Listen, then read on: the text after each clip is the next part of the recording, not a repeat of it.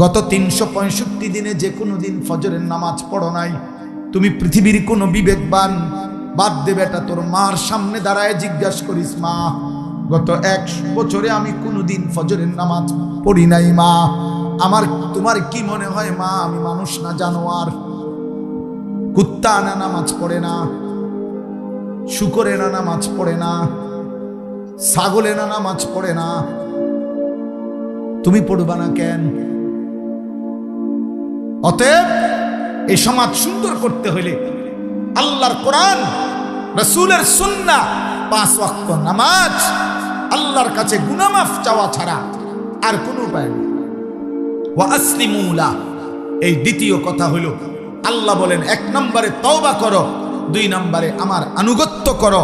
আজকের থেকে তুমি আমার হুকুম মানো, সব বন্দেগী শুরু করো, সব গুনাহ ছেড়ে দাও, এখন থেকেই নামাজ পড়ো, এখন থেকেই বন্দেগী করো। এই জন্য আমি একটা ছেলেকে বলি, আমি ভোটের প্রার্থী না, আমার কোনো নির্বাচনী গণসংযোগ নাই, আমার কোনো ভোট প্রার্থনা নাই, আমি কোনো দলের মার্কা বুঝি না। আমি একটা ছেলেও এই গভীর রাতে আমি বললাম, তুমি আল্লাহর দিকে চেয়ে আগামী দিনে ইনশাআল্লাহ, আমি আনিসুর রহমান ওয়াদা দিলাম, আল্লাহ চাহে তো ইনশাআল্লাহ তুমি ফজরের সেজদা দাও, তুমি 5 ওয়াক্ত নামাজ পড়ো, তুমি গুনাহ থেকে তওবা করো, নারী ছবি অশ্লীল দৃশ্য দেখো না, ইনশাআল্লাহ তোমার হাতে মাহাদির পতাকা উড়বে ইনশাআল্লাহ।